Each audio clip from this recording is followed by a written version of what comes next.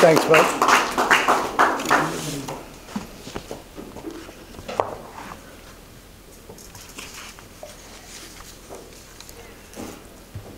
One pill makes you larger, and one pill makes you small. And the ones that mother give you don't do anything at all.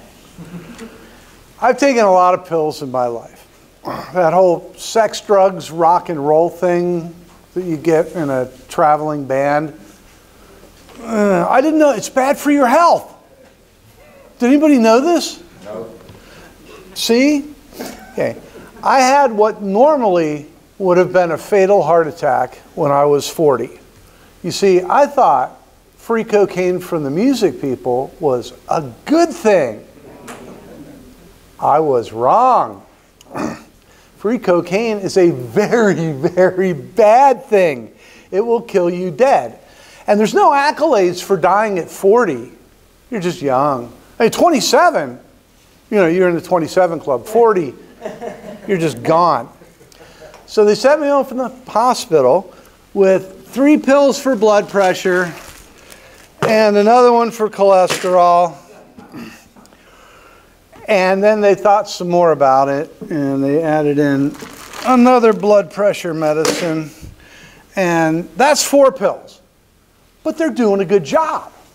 At least that's what I thought at the time. So I came home from playing a gig one night, and I felt like my blood pressure was high, and I checked it, and it was 195 over 125, and I thought, I'm going to have to show this to my wife, the nurse, and I know what she's going to say, and I'm so tired. I just want to go to bed. You know, in the hospital for 5 days. That time wasn't bad. Every person that walked in the room goes, hey, you're Cindy's husband, aren't you? So that's how to get good medical care. I had a huge private room, not like the VA, with a big picture window that overlooked my favorite fishing spot on the Indian River. It was actually really great. And when they sent me home, guess what? They added another pill. 5. Okay. Now in IT, we used to say breakfast cake is the most important cake of the day. Because we'd all go get a big slice of chocolate cake every morning to start the day off right. Yeah. Can you believe I got diabetes? You know, it's like you only have cake 2 or 3 times a day. So, go to the doc. How do we fix it? Oh, you give yourself a shot 3 times a day. Ugh. Really? I don't want to do that. Well, you could take a pill. Ooh, that one, that one, that one. So, I had another med. So what I learned is medical people don't ever want to give you bad news. And it's not their fault. It's our fault. We respond so poorly when they tell you that your mother or your wife or your child is going to die. Who would do that? So they don't give you bad news ever. They tell you what we're going to do into the future.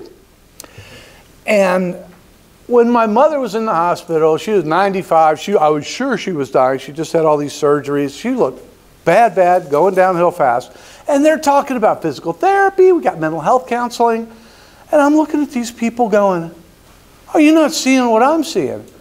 I got our family doctor, Dr. Maria Torres, coming with me out in the hallway.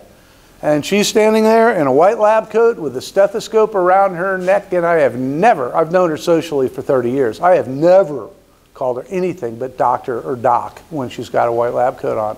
And I got her in the hall. I said, Maria, what's going on? They're telling me, and she found, oh no, Carson, she's going to die. This is going on. She's started the dying process.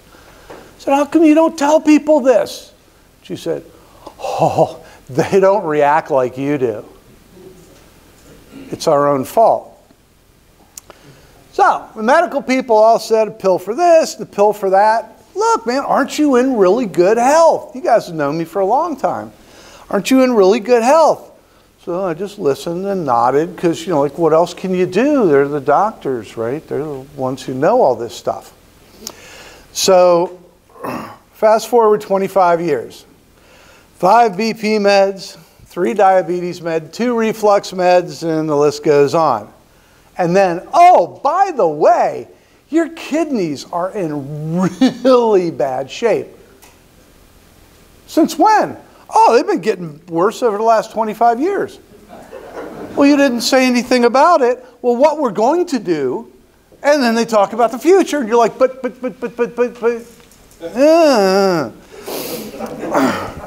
So I had the surgery. It's where I've been gone. I had 2 surgeries. And when I finished, it got rid of all 5 blood pressure medicines and all 3 diabetes meds. And they said, except for the needle. And I said, great, what's this going to do to my kidneys? And they said, nothing. How's that work?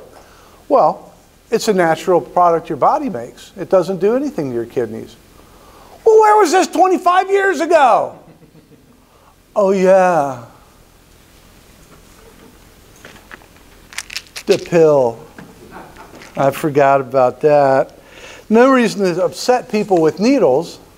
We have a pill for that. So now, this week, I'm taking a test where I've had to cut out both of my acid reflux meds. Oh boy, have I learned a lot about my diet, like how bad it really is. And I thought I was eating well. I had all these surgeries, you know, I was eating great. Boy, stop taking anything. Unseasoned scrambled eggs, unseasoned rice, maybe some yogurt, unseasoned chicken. You get the idea. It's the honeymoon diet. Let us alone. Although I gotta say, I'm allowed honey-flavored rice cakes as long as I skip the honey-flavored part. So now the thing is that when this test is over, I can go back to taking 1 pill or 2 pills or no pills. Man, I miss coffee. I really miss coffee. So how many pills am I going to choose? How many pills are you going to choose when they tell you just 1 more pill? Madam Toastmaster. Thanks.